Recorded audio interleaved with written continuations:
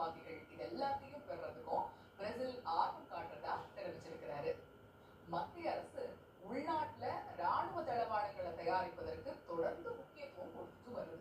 Operation சிந்தூர்ல இந்திய தயாரிப்பு ஆயுதங்களுடைய திறனை மதிப்பிட்ட பாதுகாப்பு வல்லுநர்கள் இந்தியா தளவாட ஏற்றுமதியில தன்னுடைய இலக்க மிக விரைவில் எட்டும் அப்படின்னு கணிச்சிருந்தாங்க. இப்ப இந்திய தயாரிப்பு ஆயுதங்களை வாங்குறதுக்கு பிரேசில் ஒப்பந்தம் செஞ்சுச்சு அப்படின்னா இந்தியாவுடைய பாதுகாப்பு தளவாட உற்பத்தி அதே போல ஏற்றுமதிக்கு இது பூஸ்டா அமையும் அப்படின்னே பார்க்கணும். ஆபரேஷன் சிந்தூர்ல பாகிஸ்தான் ஏவுகணைகளையும் ட்ரோன்களையும் வான்பரப்பிலேயே தகர்த்த இந்திய தயாரிப்பு ஆகாஷ் வான் பாதுகாப்பு கட்டமைப்பை வாங்குறதுக்கு பிரேசில் ஆர்வம் காட்டுறதா தகவல் வெளியாகி இருக்கு. இது பத்தி விரிவா பார்ப்போம்.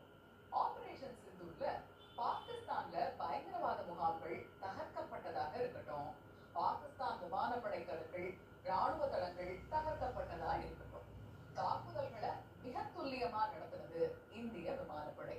அதே வேளையில இந்தியாவை நோக்கி பாகிஸ்தான் ஏவுகணைகளையும் ட்ரோன்களையும் இந்திய வான் பாதுகாப்பு கட்டமைப்புகள் வான்பரப்பிலேயே சிதறடிச்சிச்சு.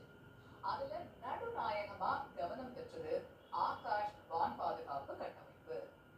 இந்திய குடியரசு தின விழால பிரம்மாண்டமா காட்சியளித்த ஆகாஷ் ஆபரேஷன் சிந்தூர்ல ஆக்ஷன்ல உலக நாடுகளுடைய பார்வையையும் திரும்பி பார்க்க வச்சது. பாகிஸ்தான் ஏவுகணைகளையும் ட்ரோன்களையும் வான்பரப்பிலேயே சுட்டு வீழ்த்துச்சு ஆகாஷ் வான் பாதுகாப்பு கட்டமைப்பு. ஆகாஷ் வான் பாதுகாப்பு கட்டமைப்புல இருக்கக்கூடிய அந்த ரேடார் சிஸ்டம் 40 கிலோமீட்டர் வரையில எதிரியுடைய இலக்கை கண்காணிக்கும். 4 கிலோமீட்டர்ல இருந்து 20 கிலோமீட்டர்